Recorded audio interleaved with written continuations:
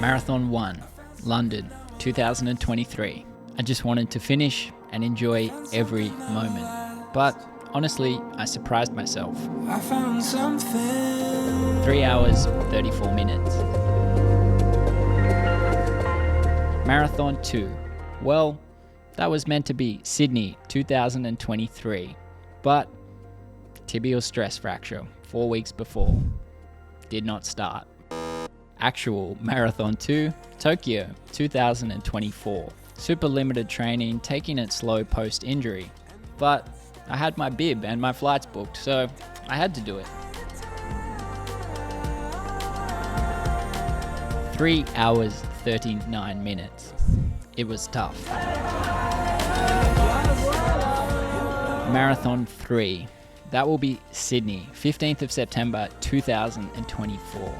Aiming for, let's say, sub 3 hours 10. Not really willing to set a time goal yet, but let's roll with that.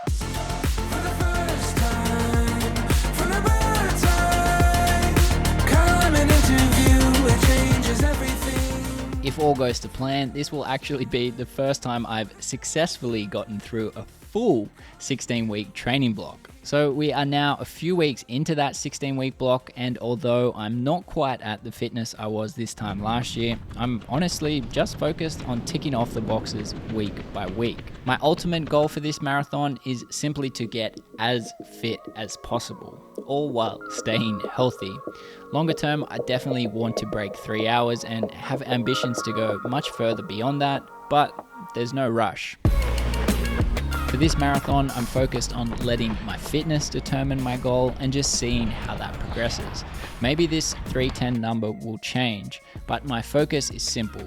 Hit every session, stay healthy, and just see how far I can take this. Last year taught me a really important lesson, and that's the importance of slow, consistent growth. Life is so fast-paced, we want everything quickly, we want it now, but success in the marathon, you just can't rush that. If you try and bite off more than you can chew, it will quickly catch up with you. A lesson that I really learned the hard way. So this time round, I'm really in it for the long run.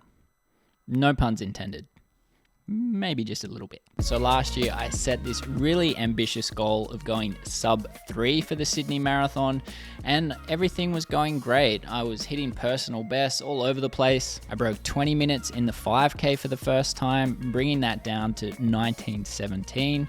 I broke 40 minutes in the 10K for the first time, and then I even broke 60 minutes in a local run here called the City to Surf, a very tough, hilly 14-kilometer race. These were all goals I had set when I was much younger, and honestly, they always just seemed out of reach. So things were going really well. I was getting close to this sub 3 fitness, but that all came to a sudden halt when I started getting some pain in my right ankle after a long run. The pain wasn't even actually that terrible, so when I had my scan, no doubt I was very surprised when it found a significant stress fracture.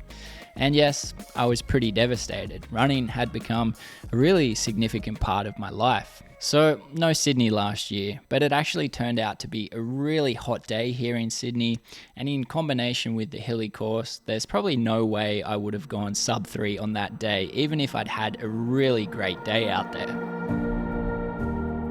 Naturally, when training for a marathon, the first thing we usually do is set ourselves a time goal.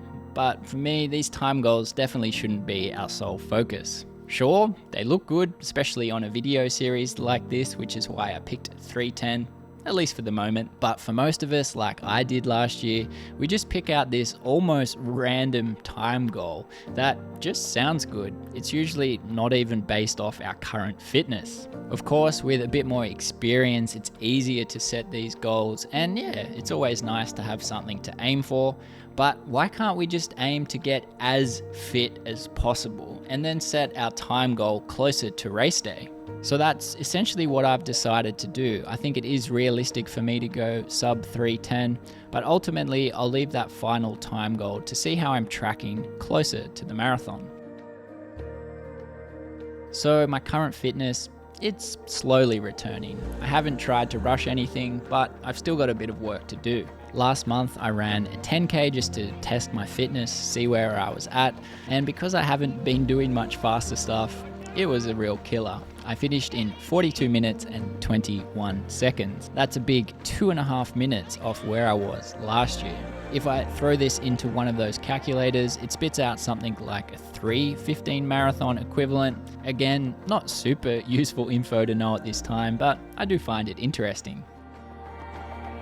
So my 16 weeks has started. The first few weeks of this have been a lot of easy running, a few tempo type runs, but more just slowly building up my overall kilometers and just the distance of my long run. So I'll be sticking to a reasonably conservative plan for this one. I don't have a lot of running history, so I can't bank a huge amount of Ks in these training plans, but I will be working hard at consistency and just ticking off those boxes week by week. I'll dive into these things more in a later video, but also trying to be really consistent and keeping up with strength training. This falled off last year when I started running more. And more importantly for me, making sure I'm fueling right and eating enough. I think this was a big factor that led to my stress fracture last year. In terms of training paces and setting zones, I use this 10-kilometer race, which I posted a video on recently. You can check it out up here. I showed in that video how I used all this data, including my heart rate, to set all my training paces and heart rate zones. To me, this is a super useful way to calculate all of this, including your threshold.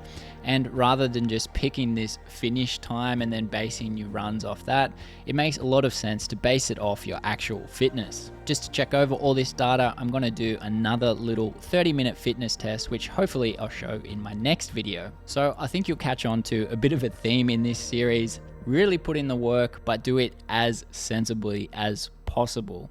I don't want to get injured again because frankly, it sucked. So I hope you can follow along in this series. I look forward to sharing more and diving more into my training. I have one race planned in the lead up, which is going to be the City to Surf again. I think it's about 5 weeks before Sydney, so I'm looking forward to that. And I look forward to sharing everything I'm doing here to get as fit as possible and smashing out the best possible marathon I can do in 13 weeks' time.